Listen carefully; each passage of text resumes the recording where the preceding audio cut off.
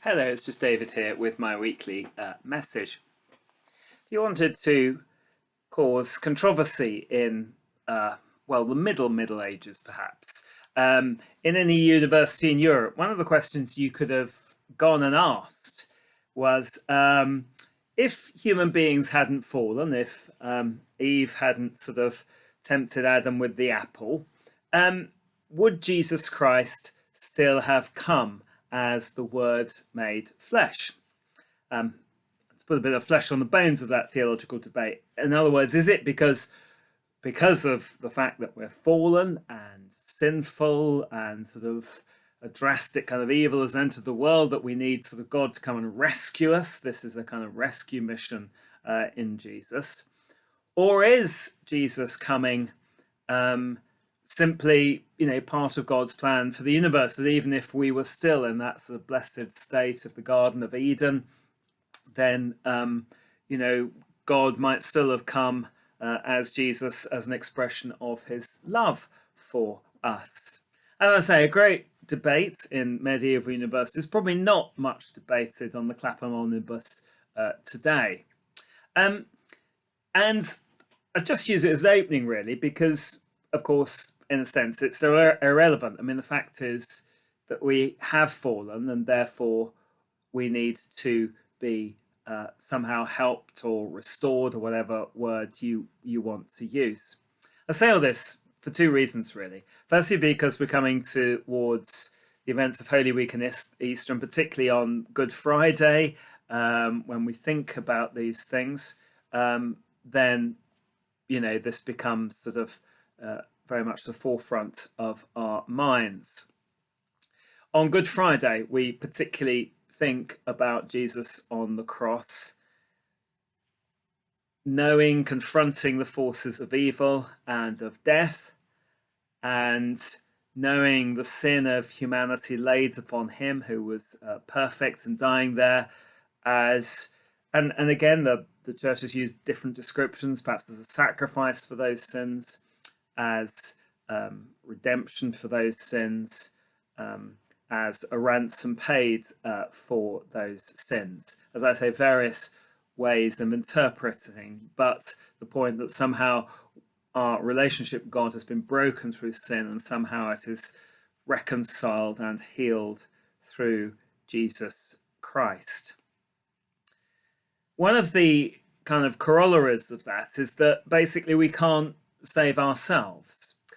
Now, that's not to say we can't in some way help ourselves, but in one sense what the Christian faith says is that we can't just have a plan of action. We can't just sort of have a utopian dream in that everything will be put right, and if only we could just behave better towards each other, then and work on sort of education and fairness and kind of all the rest of it, that eventually we would be able to kind of put it all right.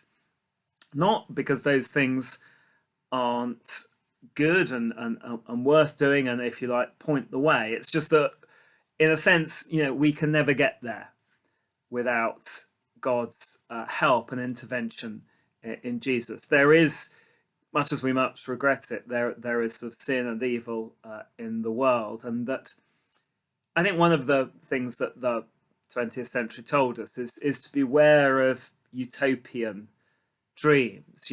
Often those people who came along saying, if only you follow this political ideology, it will be the end of history, things will be great, things will be perfect, things will, we won't sort of need to feel that we need to put right.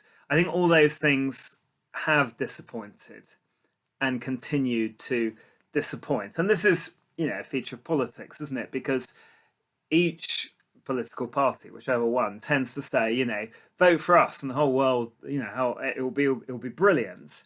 And then, of course, perhaps they do get in power, and of course it isn't brilliant. And so the other party says, well, look at them, they promised all this, and we've still got sort of bad things happening. It still isn't perfect. And in a sense, that's what keeps the kind of game of politics going.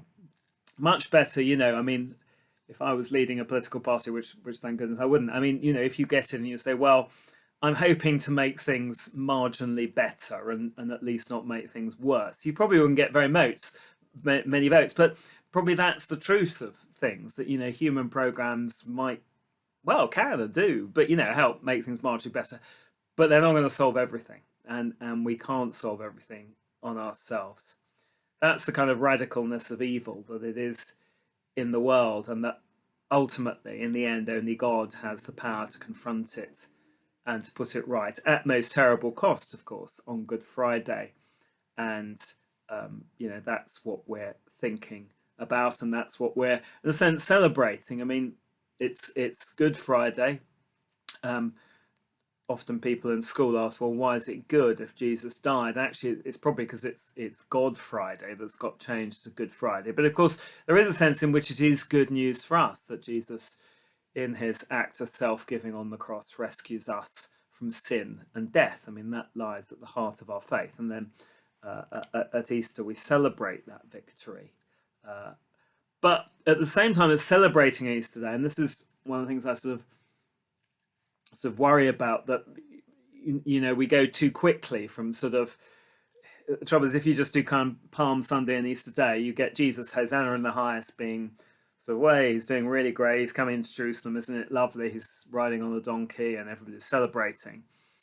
And there's a danger that if we just then jump to Easter Sunday, then and he's risen from the dead, and we've got eggs, and it's another lot of celebration. I think it's very important that we go through Maundy Thursday and Good Friday and know the kind of depths to which his self-giving love has gone, the length and the depth and the height to prove, as it were. Which, of course, it is a bit like a roller coaster. Somebody described it. You enter Jerusalem and you go down to the bottom roller coaster, and you feel rather sick with it as well, and then you come up sort of to Easter Day. You don't just kind of cruise along the top, and that's very important. And I said there's a sort of second reason to say this, and I think that's obviously sort of related to the first, and that's simply that, of course, this year probably more immediately than in previous years. Now, I know awful things have happened, but we are confronted, I think, by a singular evil, really. Certainly something that has perhaps not happened within most of our lifetimes, or particularly in Europe, seems to have something that we had, by and large, hope was something of the past, and that is the sort of the Russian attempts to invade and to a certain extent destroy the Ukraine, and we've seen some of the awful scenes, awful things that are going on there. People talking of war crimes and atrocities, and I'm not surprised. It's certainly true that I think beyond doubt that some sort of atrocities have occurred. There's been attacks on civilian populations, that many women and children have been killed, that in some cases no particular effort has been made to be discriminatory or to engage, as it were, on the battlefield. Civilians seems to have been targeted. There seems to have been sort of more or less sort of public executions of people in Russian-held territory. I don't need to go on, but I think it does remind us, of the awful reality of evil. I mean, perhaps it's not something one wants to hear, but I think all those, perhaps we got too used to having rather a sunny view of humanity. And it's quite right, we celebrate all the wonderful things that are going on in the world and in human beings. It's quite right. And I mean, not least of those is actually people's compassionate response to the plight of many Ukrainians.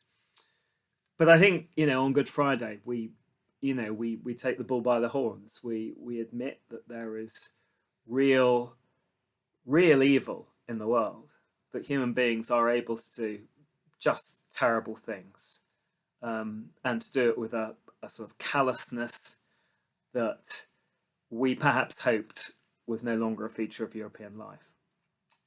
I say that because I think probably other parts of the world have suffered in that way, and perhaps it's down to us sometimes not noticing that. But whatever, that in a sense is irrelevant. What does matter, and what is true, is that then what is going on in Ukraine is a manifestation of a terrible evil. And yeah, in the end, we obviously do what we can, but I think in the end we also look to Jesus on the cross, and in the end, and perhaps we need to do this to say, actually, we can only do so much in the face of this. Of course, we do our best, and as I say, the response has shown some of the best sides of humanity. But also, I think to just be at the foot of the cross and weep, and